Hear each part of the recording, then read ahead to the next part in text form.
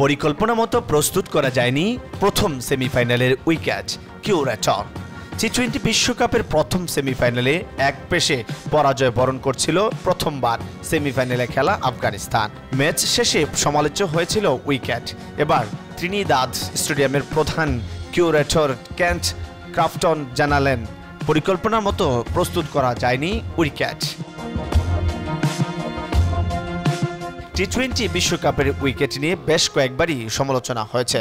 বেশিরভাগ ম্যাচেই ব্যাটারদের সংগ্রাম করতে হয়েছে। ত্রিনিদাদের ব্রাউন লারা স্টেডিয়ামে প্রথম সেমিফাইনালে আফগানিস্তানের বিপক্ষে 9 উইকেটের জয় পায় দক্ষিণ আফ্রিকা। প্রোটিয়া পেসারদের সামনে অসহায় আত্মসমর্পণ করেন আফগান ব্যাটাররা। সহজ লক্ষ্য তাড়া করে প্রথমবারের মতো ফাইনালে খেলে দক্ষিণ আফ্রিকা।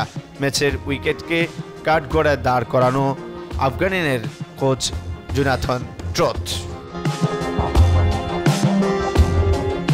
এবার এই ম্যাচের উইকেট নিয়ে কথা বলছেন স্বয়ং ম্যাচের কিউরেটর, ক্রিকেট বিষয়ক জনপ্রিয় সাইট ক্রিকবাজকে ত্রিনিদাদ স্টেডিয়ামের প্রধান কিউরেটর কেন্ট ক্রাফটন বলেন, আমাদের লক্ষ্য ছিল ভালো উইকেট প্রস্তুত করা, যেখানে বোলারদের জন্য কিছু থাকবে। প্রথম সেমিফাইনাল খুবই এক পেশে ছিল।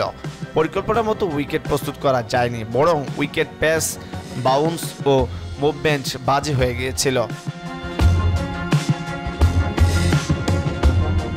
প্রথম সেমিফাইনালের উইকেট নিয়ে সমালোচনা করেছিলেন অনেক ক্রিকেটাররাই। আফগানিস্তানের তো বটেই, টি-20 বিশ্বকাপের সেমিফাইনালে 56 রান ছিল সর্বনিম্ন রানের রেকর্ড। ম্যাচের পর জোনাথন ট্রট হারের দায় চাপিয়েছিলেন উইকেটের উপর।